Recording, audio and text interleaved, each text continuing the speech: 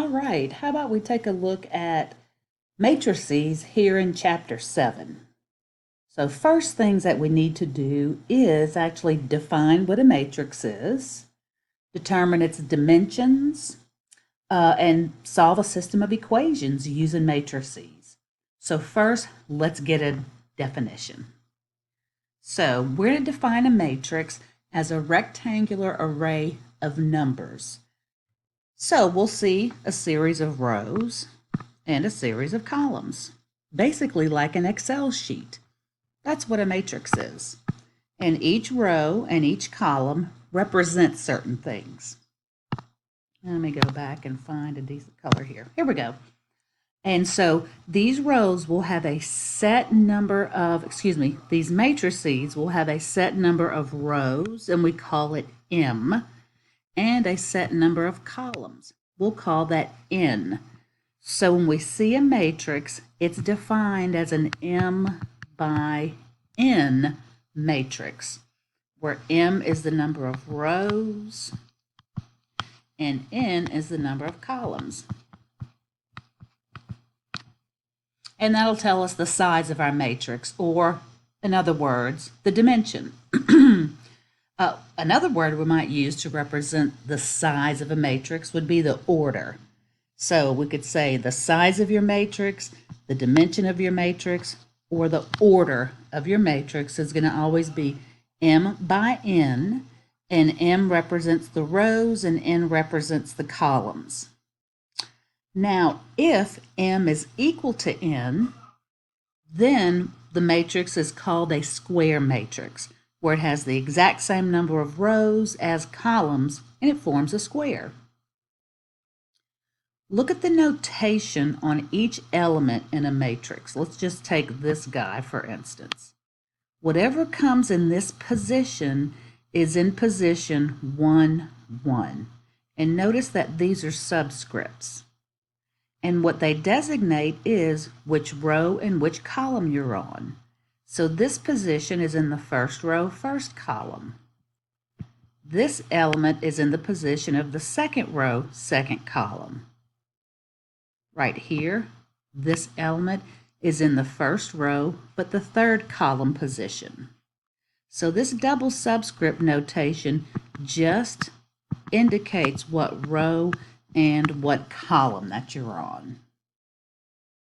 So let's look at some matrices and just determine their dimensions. And remember, the dimension is the size or the order, and we state it as a M by N. M represents the rows and N represents the columns. So take a second, I'll do the first one. This is a 2 by 2 matrix. 2 rows and 2 columns. So pause this, pause the video, fill out the dimension or the order of each matrix, and then pull it, and then press play. So check your work to see if you've got the order of these matrices correct. 3 by 3 matrix is matrix B, matrix C is 6 by 1, D is 2 by 3, E is 2 by 2, 2 rows, 2 columns. F is 3 by 3 and G is 2 by 4. So that's the first thing, understanding the size of your matrices. Now we can use these matrices to write a system of equations in matrix form. So we're going to begin by creating what we call an augmented matrix. So here are 2 systems of equations. And you probably learned to solve those using the elimination method or the substitution method. We're going to learn how to do it using matrices. So here is what an augmented matrix looks like. We're going to set up a matrix, and all we're going to do in this matrix is list all of the coefficients. So for this first row, I'm going to list a 2, then a -5, then a 7. Then I'm going to list a 4, a 9, and a -3. And usually in an augmented matrix, we'll put a dotted line here because that represents the part that's on the other side of the equal to sign. Okay, so we're just listing those coefficients. Okay, so given what we just did there, pause the video and set up the next one. So check your work and see if you got that second matrix set up as an augmented matrix. Notice that this left-hand side basically just represents the coefficients. So that's called the coefficient matrix. Now, what is the size of this augmented matrix if you looked at rows and columns? Well, this first one has 2 rows and 1, 2, 3 columns, so it's a 2 by 3. This one has 1, 2, 3 rows and 1, 2, 3, 4 columns, so that augmented matrix is a 3 by 4.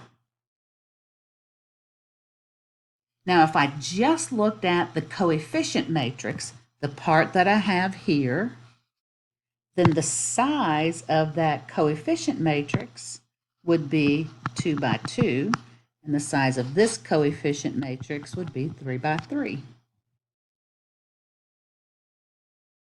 Notice that I had a missing term right there, so I had to put a 0 in place for missing terms. I also have to make sure that everybody lines up. All of my variables line up. Like here, all the x's should be in the first position, all the y's second, all the z's third in each of those equations. So if they're not in the correct order, I'm going to have to reorder those variables so everybody lines up. Now, let me show you how you can use your calculator to solve a system of equations when we have it in that augmented form. So find your calculator. Okay, so this is a retake on this video because I actually typed in an answer wrong and I had to go back and edit this video because when I went to solve the solution, I got the wrong answers. When I went to solve the system, I got the wrong answers. So we have to create the augmented matrix. We did that earlier. And we just look at the coefficient. So I have -3, 3, -1, and 8. The second row would be 1, 4, -7, 13. And the third row, can you see my mistake? I didn't write down -3. So the third row would be -3, 1, 1, -2. Now I should probably get the correct answers. Let me show you on my calculator what happened earlier. What happened earlier is I got these crazy kind of answers and I knew something wasn't right with that. So let me show you how to input this augmented matrix into your calculator and solve it. So find your matrix feature. Mine is right here on top of the X inverse. So I'm going to press second and that button, and now I get to matrix. Anytime you want to input a matrix into your calculator, go over to edit and press enter. And notice matrix A, the first matrix that was in the list, came up. And you're going to need to tell it the dimension of your matrix. So you would type in 3, enter, 4, enter. It'll give you a skeleton, basically, for the 3 by 4 matrix for you to go and input your values. So I would input the first row as -3, 3, -1. So I type in -3, enter, 3, enter, -1, enter, and then 8, enter, and that would be my first row. The reason this one is already in my calculator is because I did it earlier and I typed a number in. I typed a number in incorrectly. So type in your second row, which is 1, 4, -7, 13. And now let me fix my mistake. This should have been -3, enter, 1, enter, 1, enter, -2, enter. Check your numbers to make sure they match with what you have on your paper. So easy to make a mistake. Once you have that matrix entered into your calculator, just press second and quit. Now, the way we're going to find the solution to this system of equations is we're going to go back to matrix. Second matrix, second matrix, and we're going to go to the math feature. So we're arrow over one to the right to the math feature, and we're looking for the RREF right there. It's option B there at the bottom. We want to hit RREF. Now notice there's an open parenthesis, and what we need to do is tell the calculator what we want it to take the RREF of. And RREF stands for Reduced Row Echelon Form. So I need to type in the matrix A. So I'm going to go back to matrix, second matrix, and I'm going to stay here in the names feature, and I want to pull up the name A. So take a look at what I have.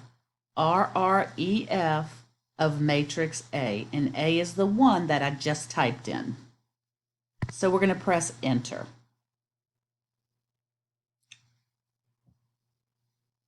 That's the reduced row echelon form for matrix A, which I think I already have here. Yes. All right. So this is our RREF for matrix A. Now what we need to do is interpret that result. Notice this 1 is in the X position, which means X is equal to 5. This 1 is in the Y column, so that means Y is equal to 9. And this 1 is in the Z column, which means Z is equal to 4. So we found the solution to that system of equations, and if we wrote it as an ordered triplet, it would be 5, 9, 4. 5 for X, 9 for Y, 4 for Z. So these numbers in your augmented form, once it's RREF, it's going to be your value for X, your value for Y, your value for Z, or what other names are used in your matrix. It could be QRS, but it's always in that order of the way they're given to you in your equations. So let's suppose I had a system of equations that looked like this. It was 2 rows, 3 columns, and when I did RREF, I come up with something like this, or I might even get an error. But take a look at this last row. If I converted this last row back to an equation, this would basically say 0 is equal to 1. And we know that 0 can never be equal to 1, so we would have a situation where this system of equations would have no solution, and that means we have parallel lines or parallel planes. If the system of equations is going to have infinite number of solutions, then you will see the last row look like this, all zeros. And if I equated that or converted it back to an equation, this says 0 is equal to 0, which is always true, which means we have overlapping lines and we have infinite solutions.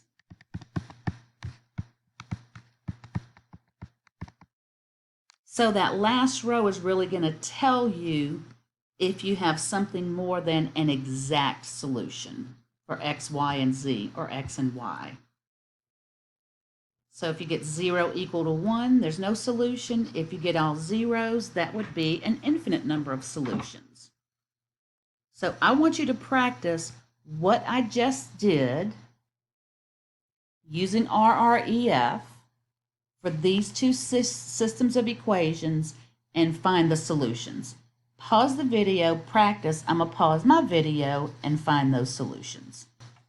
Okay, so for the first one, I went to matrix A, changed the dimension to a 2 by 3 matrix, typed in 5, 3, 4 for row 1, then 3, 2, 0 for row 2. Then I quit that feature, that operation, and went back to matrix and chose the RREF. And when I did, here is my reduced row echelon form, so I get an answer of x equal 8, because there's my x equal 8, and I get y equal negative 12. So the ordered pair is 8, negative 12. When you have 3 equations and 3 unknowns, you get an ordered triplet. You get x, y, z, and so you get an ordered triplet or 3 values. So figure out the answer for the second one. Okay, so the solution for x, y, and z for this system of equations would be x equal negative 1, y equal 2, z equal 3. What that means is if I plugged in a negative 1 for every x, a 2 for every y, and a 3 for every z, I would get the left side of each equation equal to the right. So it's a solution for each one of those 3 equations. The same thing with the previous example. If I put an 8 everywhere I had an x and a negative 12 everywhere I had a y, then the left side of the equation would be equal to the right side of the equation.